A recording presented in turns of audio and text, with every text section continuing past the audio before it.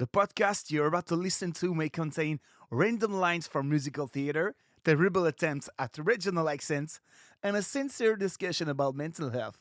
You have been warned. Are you ready to start singing with your feet? Formidable! Allez, c'est parti!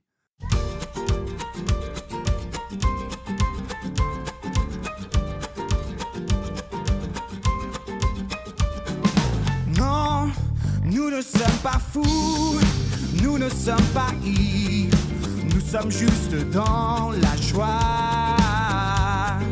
Une joie profonde, nos cœurs elle inonde. Cette joie, elle vient du ciel. Non, nous ne sommes pas fous. Welcome to Sing With Your Feet. My name is Lily Fields, and I'm going to be your fairy godmother for the next half hour or so. This week, on our last podcast of 2022, I want to talk about setting intentions for the new year and making resolutions that stick. If I know you, Cinderella, and I like to think that I do, you like the idea of making a New Year's resolution. It's something that you may have even taken on very seriously at some point in your life, and maybe even brilliantly succeeding at it. I am going to describe a theoretical Cinderella and some of her previous attempts at making New Year's resolutions. Your job is to tell me which ones you think were successful, if any. One year, our theoretical Cinderella undertook to write every day in a gratitude journal. One year, she purposed to take one photo a day and post it to Instagram. And one year, she tried to lose 10 pounds. With or without any additional information about our theoretical Cinderella, which one of those three sounds the most doable to you? Gratitude journal, daily Instagram photo, or losing 10 pounds? I am going to posit that the success rate of these different resolutions was greatest for a daily Instagram photo, was average for the gratitude journal, and was very, very low for the poundage question. In this episode, we are going to look at how we set goals and resolutions for ourselves and try to set forward a well-considered, doable, motivational resolution that lines up with the person we want to become in our ideal life. This work of setting goals for ourselves isn't limited to the new year. Knowing how to motivate ourselves is a very specific kind of skill that has the potential to rain down fairy dust in our lives. But it is at this time of the year when it becomes a subject of public discourse. So let's give this a try, shall we? First, I want to share a piece of listener mail which I have received permission to share with you. Dear Lily, your recent episode about the ideal gift opened my eyes about something. When you told us to go sit on the couch with a cup of coffee, I was in the middle of rage cleaning my kitchen.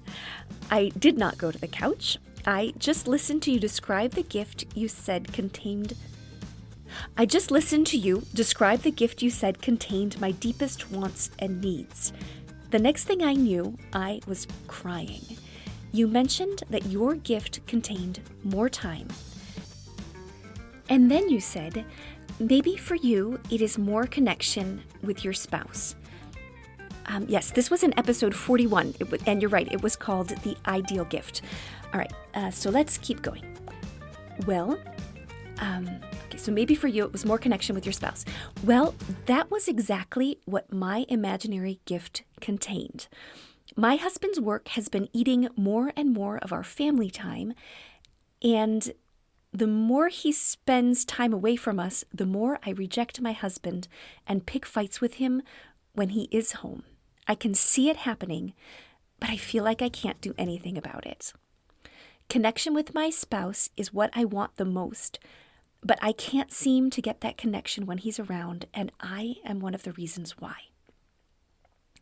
I took your advice and started thinking about my love languages and his. It's not easy to admit this, but I have been giving him the silent treatment by not speaking his love language. And by that, I mean rejecting him physically, which is how he shows his love. I just want time with him, the two of us having a meal together and talking. I realized that neither of us are getting what we want, but that I can try to do for him what I would want him to do for me. That is, speak his love language, even if he never ends up speaking mine.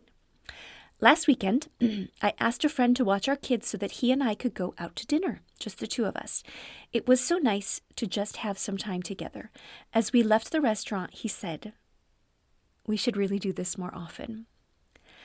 I don't know how you knew that connection was what I needed, Lily, but thank you for saying it, because it really has helped me change my perspective. Love, a Cinderella. Thank you for sharing this with me. And honestly, if I mention connection as a need, it's because it's something that I feel like I'm missing. So I think this is common to many of us. And as you mentioned, we are sometimes the origin of our own suffering. The love languages are an amazing tool to help us see how we are getting in the way. I'm so proud of you for putting those tools to work. One dinner is a small step in the right direction, but knowing what you need most deeply is going to help you keep making good decisions, like asking a friend to watch your kids so that you can have some time alone with your spouse. Every time you make a decision that prioritizes your deepest need, you are adding a little bead of joy to the necklace of your life. So keep going and keep me informed of how you're making progress. On with the show. Part 1. Where have you been? As each year draws to a close, my indulgent husband and I do a little activity we like to call Where Are You Going and Where Have You Been? We've been doing this since we got married in 1999. It's probably the longest running tradition I've ever held on to. The name of our little tradition comes directly from the book of Genesis. It's a terrible Bible story when I think about it. It's the story of Hagar, the servant of Sarah, who had a child, Ishmael, with Abraham.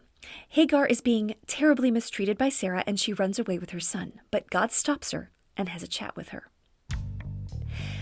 In that chat, God calls her by name and says, "Hagar, servant of Sarah, where are you going and where are you coming from?" Her actual answer isn't that important to me. What I love is that God calls her by her name and asks her about herself. He cares enough about this woman who's had a tough life to ask her to consider her own biography a bit, and then asks her to project into the future. It's as if this nobody on the backside of the wilderness actually matters to the God of the universe, and as if to him, her take on the life she's lived is something worth listening to. So somehow, 23 years ago, my husband happened upon that little story in the book of Genesis, and we decided to tackle those two questions for ourselves. Number 1, where are you coming from? And number 2, where are you going? Each year since, we each individually have taken stock of where we've been over the last calendar year. This means a list of the geographic places we've actually gone. Absolutely. From there, I reframe the questions. Who have I been over the last year? Have I been a mother? Have I been an employee? Have I been a podcaster, a fairy godmother? And also, what have I done over the last calendar year? My husband has a better memory than I do, a fact which always becomes painfully obvious when it comes time for us to compare our notes. I take note of the highlights of the year, the parts that might not have been part of a bigger event, but that have burned into my memory. Secondly, we take time to think about where we want to go, who we want to be, and what we want to do in the year to come. It's not exactly a resolution. It's a list of things that we're hopeful to accomplish, places we would like to go, and who we want to be in the new year. Once each of us has done this work individually, we set ourselves a little coffee date, and we talk through our answers. What is fun is to compare our answers year over year to see how lucid we had been in the previous year about what we might get to accomplish in the new year. It's also fun to realize just how much life throws at us and how different we are in December this year than we were in December of last year. Last year was the first time we included our children in this activity. The eldest told us that one place he wanted to go in 2022 was to a real movie theater to see a real movie. You can bet that when we did end up taking the boys to the Minions movie this summer, I was quietly putting a check mark next to going to the movies on his "Where Are You Going" from last year. In any case, it's a simple activity, and the questions are not earth-shattering.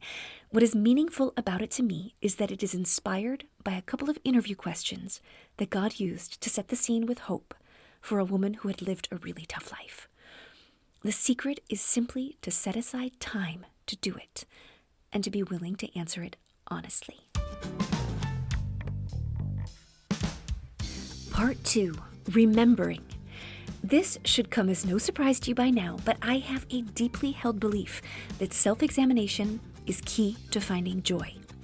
I believe that this should be a daily pursuit, and that is why I've been encouraging you every single day to ask yourself those 4 questions about your ideal life and your progress towards it. Asking yourself these 2 little questions at the start of each year provides an opportunity for longer-term self-examination, both looking backwards over the last year as a tool for remembering and looking forwards as a tool for strengthening our hope. Remembering is key to strengthening our hope. Think about where you are right now in your life. If you could time travel and tell 15-year-old you some of the details, what are the chances that 15-year-old you would have believed you?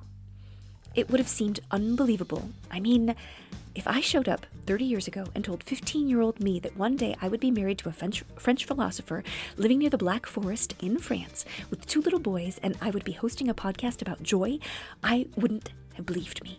I don't know which part of that would have seemed the most improbable. But we don't have to go back that far, do we? If in, say, December of 2020, somebody had told me that I would be working with 180 elementary school students on a project to discover the amazingness that is wool and would have 100 pounds of raw wool to play with, well, I wouldn't have believed that either. To develop a habit of remembering is to recognize that we cannot possibly imagine the future. The habit of remembering, over time, takes a bit of the pressure off of our shoulders to be making things happen for ourselves. Regularly taking time to remember and to recognize where we have come from can be especially helpful when things take a turn for the worst. Remembering the past reminds us that we are stronger than we think we are, and that sometimes solutions come from unexpected places. So whatever resolution you want to make for the year ahead, I would really encourage you to find a way to include remembering in the mix. Part 3, what most resolutions are missing. Over the last year, I have talked quite a bit about commitments. Commitments are an engagement of our time, our talent, or our treasure towards a specific purpose. There have been several episodes about this topic, including one about how to get out of commitments that have outlived their season in our lives. The one element I think that I was able to bring to the conversation is that a commitment that sticks is one that exists in the overlap between 2 of our ideal life themes. And I believe very strongly that this is also true for New Year's resolutions. One of the oft-made resolutions is one, for example, to lose weight or to start working out. If these are offhandedly offered as resolutions, then they certainly come from somewhere, but without specificity. Having a deeply understood why and drawing motivation from several areas of our ideal life, developing a plan for accountability with rewards for incremental progress, a resolution is never going to stick. Let's look at the elements of a resolution that sticks. First, the why. A resolution that says simply, I want to lose weight, is not a resolution. It's a hope. It's a hope akin to an uninflated balloon. I'm using losing weight as an example here, and I don't want it to be a trigger. I'm not endorsing it as a resolution by any means, and I'm not judging anyone who makes it as a resolution either. It simply is a resolution that many of us make and then use our failure to keep it as a reason to criticize ourselves. And then we criticize ourselves for failing.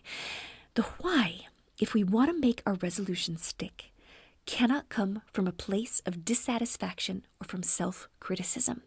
If we do this, then our resolution is simply reactionary and therefore will not bring us very much joy to pursue. It will be the shortest-lived kind of commitment if its only reason to exist is to highlight something about ourselves that we already don't love. So let's remember the golden rule. Love others as you love yourself. If you saw someone constantly reminding themselves that they were failing and of what they don't like about themselves, would you not intervene to stop them? Then, my dear, you need to stop doing that to yourself. On the other hand, a resolution that can be illustrated with any number of our previously established "in my ideal life, I am a person who" statements is a resolution that is resolutely hopeful. By perusing our "in my ideal life" statements for ones that echo our resolution becomes one that is forward-thinking instead of reactionary. Again, in this example of wanting to lose weight, we might find some statements like, "In my ideal life, I'm a person who eats mindfully," or "I am a person who stops eating when she is full," or "In my ideal life, I'm a person who only keeps clothes in my closet that fit me," or "I am a person who is active and has good balance." These aren't necessarily about weight loss, but they are about body image, health, or my relationship to food. To say "I want to lose weight" is not specific. It's not necessarily even desirable.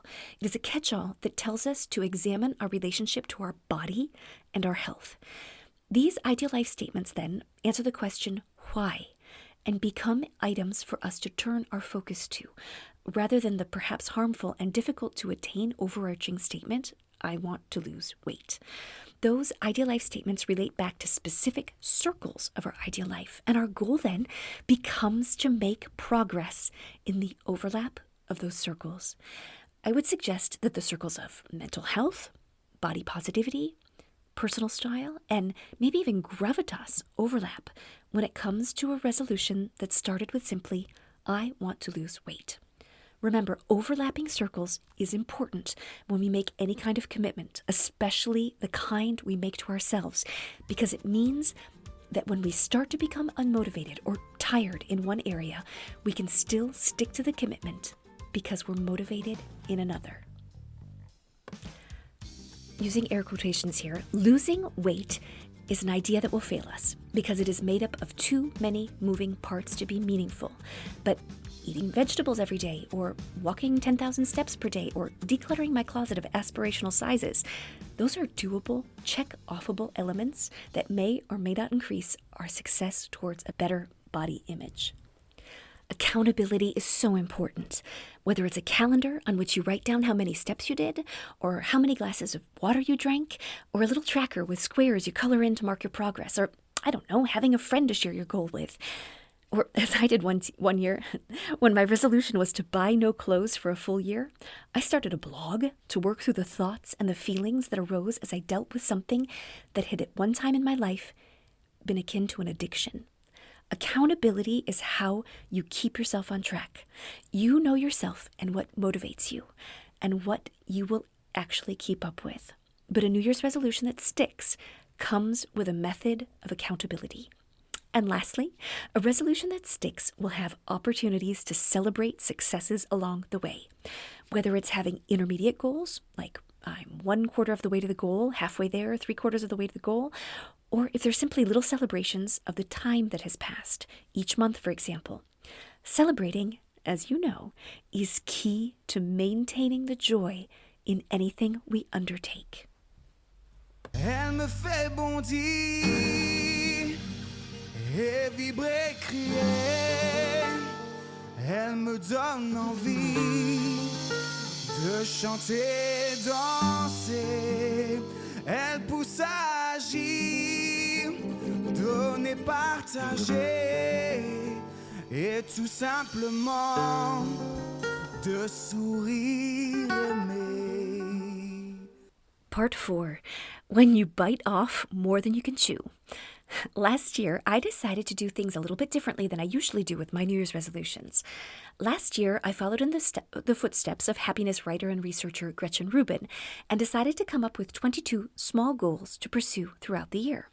I called them my 22 in 22. Coming up with 22 goals was already a bit of a challenge, but I managed. Some of them were long-term goals, and some of them had more short-term implications. All of them were goals that I would have liked to make some progress on, in some form, and wanted to use the fact that these were going to be on my 22 in 22 as a reason to actually spend some time concentrating on them. I'm going to list them for you just so you can get an idea of what I'm talking about. Number 1, connect better with the scalawags according to their love languages. Number 2, do the heart work necessary for my marriage. Number 3, scoop the kitty litter as an act of love. Number 4, complete and update our home binder information. Number 5, read the Bible every day, both on my tablet and on my hardcover. Number 6, create a dashboard for progress on creative projects. Number 7, keep chipping away at finding a literary agent who shares my vision. Number 8, learn strategies to mitigate the dopamine loop regarding my creative endeavors. Number 9, create a workflow for the new projects and know how long each part takes realistically. Number 10, goal setting, tracking key performance indicators, and the next steps for becoming podcasting royalty. That was a good one. Number 11, know all my logins and passwords and keep them up to date. Number 12, set aside unplugged hours of the day. Number 13, develop a go-to catalog that goes along with my closet and my personal style of having things that I can just reach for and know that they work. Number 14, doing my mise en place and weekly planning. Number 15, this one is idiosyncratic. It's €1 or less cost per wear for each individual item in my closet, less than 20 cents per wear globally. So that's getting as much wear as possible out of everything I own in my closet. Number 16, improve my posture. Number 17, track my steps, water intake, and my monthly cycles. Number 18, eat mindfully and with pleasure. Number 19, get off the hedonic treadmill. Number 20, practice mindfulness and articulate and savor the good moments. Number 21, do my ideal life exercise every day. And number 22, learn something fascinating about psychology every week. Except for one of these goals, at some point this year, I set aside a little time to actually work on these small, but as I mentioned, idiosyncratic elements that I wanted to improve in my life. Improving my posture, for example, I tried all kinds of different methods. I even wore around a little back brace thing to help me keep aware of my tendency to slouch, or keeping track of steps and water intake. This became infinitely easier to track when I received a Fitbit from my father as a gift. As a matter of fact, it also has helped me improve my sleep, which, had I thought of it, is something I would have included on my list of things to track too. Articulating and savoring the good moments was something I insisted on doing to the dismay of my children. When I felt a little twinge of the warm fuzzies, I would say, "This is a good moment." This was really helpful as I tried to keep perspective about how incredibly long the days can be with small children. My youngest would sometimes ask me, is this a good moment? As he was trying to figure out what I meant by that. Usually, the very fact that he would ask meant that it had become a good moment. On Saturdays throughout the year, I kept myself accountable on my blog, selecting a few items to check in on each week. This weekly check-in was my way of remembering. And as we said, remembering is a way to help reinforce hope. Now, as we arrive at the end of the year, I have a lens through which to examine where I have been and what I've done. I'll be honest, 22 goals is a few too many. I don't regret any of those goals, and I certainly liked the idea of 22 and 22. But other than it being a number that echoed the year, it was an otherwise random number of goals. If I had it to do it over again, I don't think I would choose more than 10. There's no shame in not keeping a goal. However, taking a few moments to consider why I didn't keep it is helpful. I mean, it could be that something unexpected swooped in and took up all the oxygen in my life. Or it could be that I thought something would be more important than it really ended up being.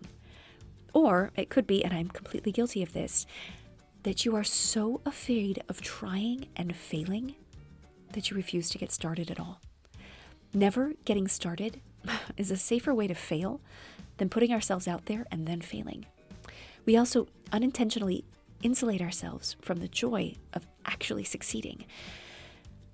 But all that is a conversation for another day. Whether you have just one resolution or 23 resolutions, try to close the loop on them at some point before moving on. If you decide to stop pursuing one or more than one, forgive yourself and then let yourself off the hook. Part 5. Where are you going? So let's bring together a few elements from our conversations over the last few weeks. Number 1, what is your deepest unmet need? Your unmet needs are a great place to start when you're making resolutions for the new year.